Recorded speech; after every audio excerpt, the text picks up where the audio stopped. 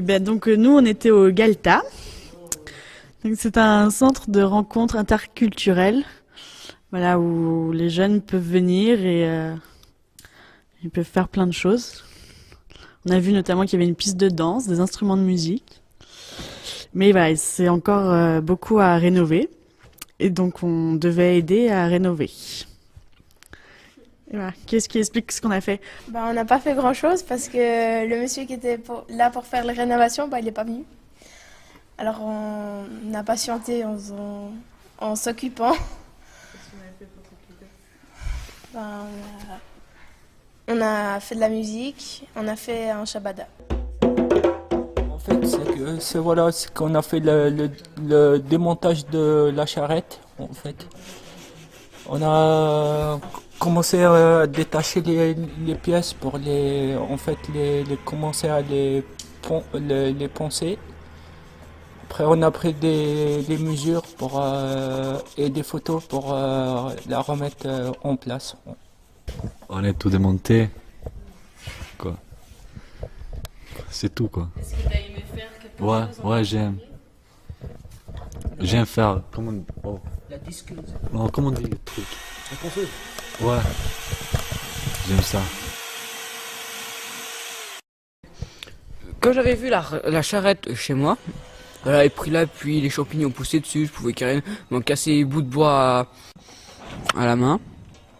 Puis je suis venu aussi ici, puis il n'y avait plus une planche de bois, j'étais déçu.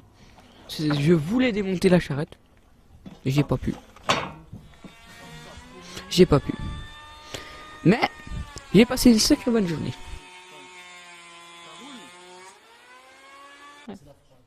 Alors, donc nous, on était à Tremplin. Donc Tremplin, c'est un centre qui accueille des personnes toxicomanes ou des personnes qui ont voilà, des problèmes avec que ce soit les drogues ou avec l'alcool, avec toute substance. Donc Célia et moi, on était dans la salle d'accueil où les personnes viennent prendre un café, manger, discuter. Et voilà, du coup, on a passé la matinée à faire le service et puis à discuter un peu avec les personnes qui étaient là, qui nous ont un peu raconté leur vie. Voilà. Et Majiba et Émilie. Nous, on était du côté atelier il y a un côté atelier où les personnes viennent travailler un petit peu et voilà, c'est un lieu pour leur permettre de continuer à avoir du monde et de pas s'enfermer, s'isoler tout seul. Et donc, il y a aussi un gars qui nous a montré des poèmes et des dessins qui étaient assez cool. C'est vrai quand même. Bah oui. Voilà. Et on espère que demain, on va peut-être plus faire quelque chose aussi, quoi.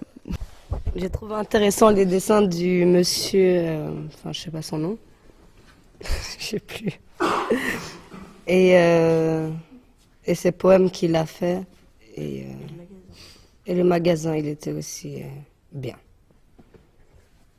Et puis, il y a des gens, ils m'ont fait peur. Hein. Alors nous, on était au banc, je sais pas comment ça s'appelle, le banc public. C'est un restaurant, on accueille de jour. J'étais avec Amandine, Nicolas, Julien, et on est arrivé là-bas et on nous a présenté les lieux, la cuisine et tout. C'était fort sympathique. Après, on a fait à manger. J'ai marqué qu'on a pu mettre des jolis petits tabliers colorés là pour découper les oignons, les carottes, les poivrons, courgettes, ail, etc. Ouais, moi j'ai beaucoup pleuré. Beaucoup d'émotions, c'était très intense.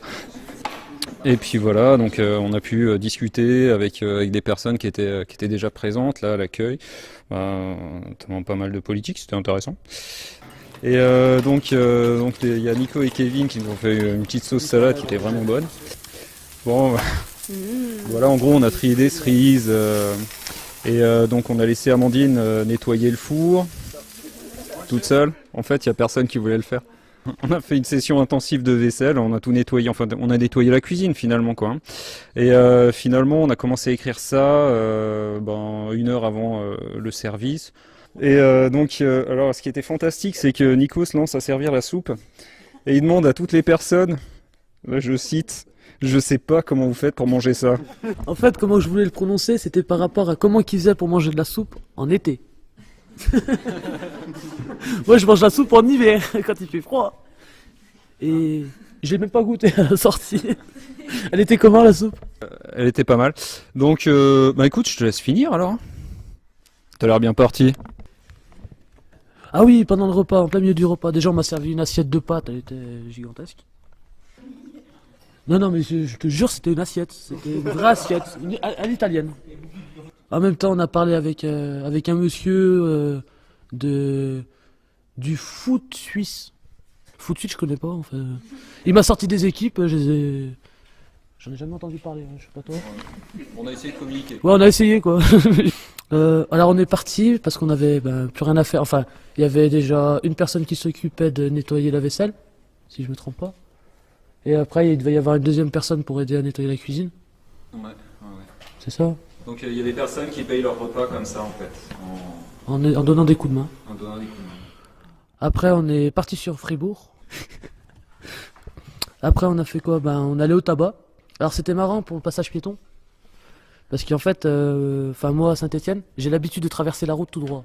Je regarde pas s'il y a un passage piéton. Donc là, en fait, on a failli faire la même erreur tous les deux. Et puis, on a vu tout le monde se diriger vers le passage piéton, donc on a suivi le mouvement. Et en fait, on est sorti du tabac. On est arrivé vers le passage piéton. On s'est mis devant. La voiture, elle a freiné d'un coup pour nous laisser passer. Mais j'ai pas l'habitude de ça en fait. Parce qu'en principe, ils laissent pas passer. Enfin en France.